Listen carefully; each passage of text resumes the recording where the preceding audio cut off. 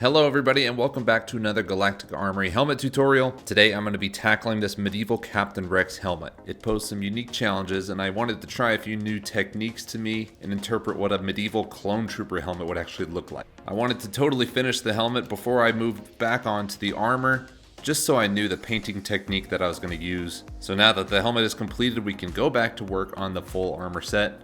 I'm very excited to show you guys updates on. If you want to follow along with this project with your own helmet, I sell DIY kits of this helmet in the shop, and the 3D files you can get exclusively on my Patreon. You also get all the other exclusive medieval files when you join, and of course my canon work and other files as well. With all that said, let's get right into the tutorial. So here's what the helmet starts like. It's going to start as a raw 3D print with the forehead plate and the little swing down face shield removed. The first thing we're going to have to do is smooth out the 3D printer lines so that we can actually paint this thing with a smooth finish. What I'm going to use for this helmet is some fiberglass resin.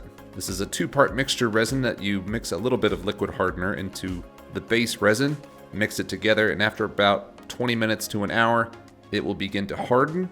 And what it's going to do for us is fill in those 3D printer lines. You are definitely going to want to do this with some gloves on and a respirator on because it is quite stinky. I also recommend wearing eye protection as well in case of any splashes from the resin. And this stuff is going to be stinky for a while. It usually takes around 24 hours for the smell to fully dissipate. So store it outside or in a garage or somewhere with well-filtered air. Now, of course, there's a lot of different techniques you can do to smooth out 3D prints. I'm using this fiberglass resin on this helmet because geometrically it is pretty simple.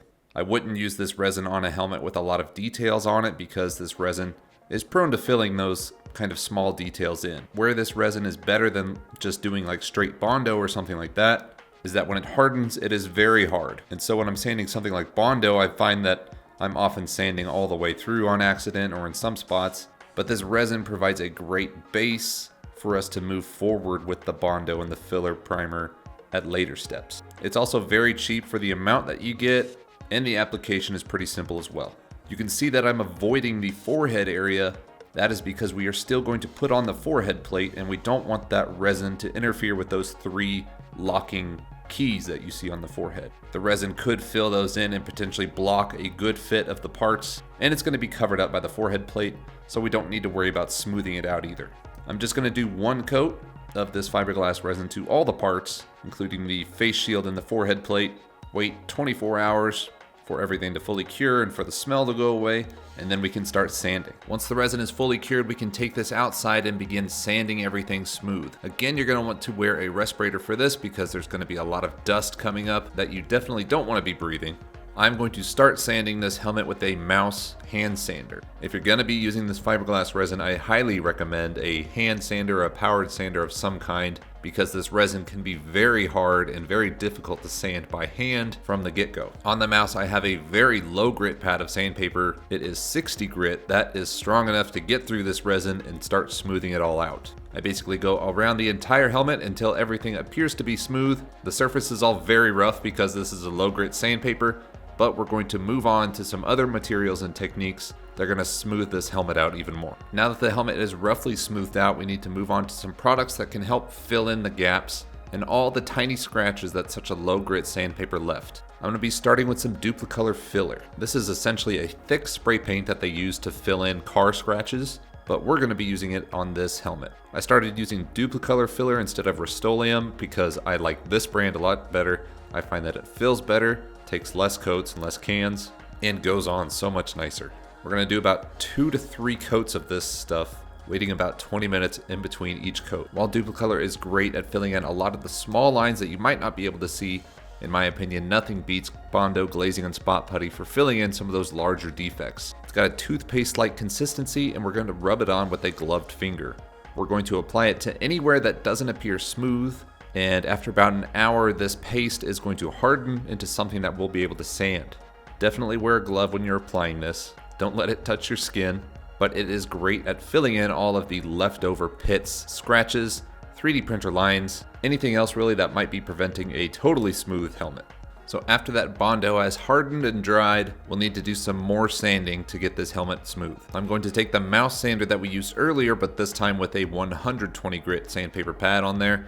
Higher grit so it's less rough, but I'm just going to do a very light pass over all the Bondo just to get the tops off and save us a lot of time when hand sanding. Once I get that top layer off, I'm going to switch to hand sanding with just a torn out piece of 120 grit sandpaper, and I'm going to be using a shop vac to suck up all the Bondo dust that is going to be coming off.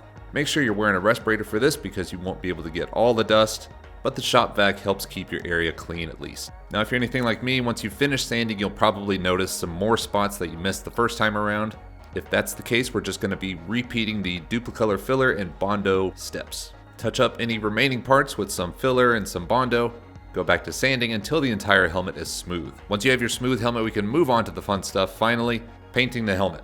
Now this is where I did a lot of trial and error, but I settled on using some metallic silver for the base coat of paint on the helmet. I chose this because I have some chainmail that I'm going to be wearing as part of the whole Medieval Rex costume that I wanted the metallic parts of the armor to match. We are going to be painting over this base coat of silver, but in a way that still shows part of the silver underneath. Wait about 24 hours for this silver coat to fully cure before we move on to the next painting step. I want to quickly cover how I did the weld lines on the cheek of the helmet because I struggled a little bit. At first I thought I could just use a 3D pen and directly draw on the weld lines, but I quickly found that they were not holding onto the helmet very well. I could peel them right off. And so what I ended up doing was taking a soldering iron, heating it up, and actually welding out the lines first, and then filling them in with the 3D pen. I found that it held on a lot better now that it had a nice groove to hold on to. I did my best impression of a welding seam line, but the biggest thing for me was getting a physical bead line on it. I just like that look a lot better than just painting on the weld line. I like having something physical there, and that's how I did it. So now that we covered that, now we can move on to painting the helmet. And the technique that I settled on was using some titanium white acrylic paint and a chip brush. The chip brush is very coarse for a paintbrush, so it's going to leave a nice crisscrossing pattern all over the helmet, and there's also going to be some gaps between those lines where the silver pokes through. I felt like this was the best approach to getting a painted on metallic look for the medieval helmet, since that's kind of how I figured it would look. I didn't want the white to be completely uniform, I wanted it to look like it was painted on, and this chip brush did a great job at it. I'm not using a lot of paint on the helmet because I want the silver to poke through underneath, so be sure and rub out a lot of the white paint before applying it onto the helmet. Now that we've got a nice white base coat on the helmet with a little bit of silver poking up from underneath, we can add the blue J-guys and the trimming around the visor. I wanted this to be similar in style to the white paint underneath, but I obviously needed to be a little bit more detailed in my paintwork. We are still using paintbrushes for this though, so it won't be completely uniform, and you'll be able to see some brush strokes in the blue, which I feel like just adds to the effect. I did have to trace out the J-guys in pencil before painting them on, just because I wanted them to be perfectly symmetrical, so that's a good tip to follow through with yourself. Now that we've got the helmet fully painted, we need to do a little bit of weathering to it to make it look like it's actually been worn and used in battle. The first thing I'm going to be doing for that is called a black wash. It's a very simple technique. It just includes mixing a little bit of black acrylic paint with some water, applying it onto the helmet with a sponge brush, and then dabbing it off with a paper towel. Some of the black paint will be left behind on the surface, especially in areas that are hard to reach like crevices and cracks. That paint left behind is going to give the impression of dirt, wear, grime, and really add a lot to the helmet. You can adjust how black the paint is by either adding more water or adding more paint. This is a very versatile technique and I use it in just about all of my helmet. Once we've done one pass over with this black wash though, we're going to switch to some oil paints for some more targeted weathering.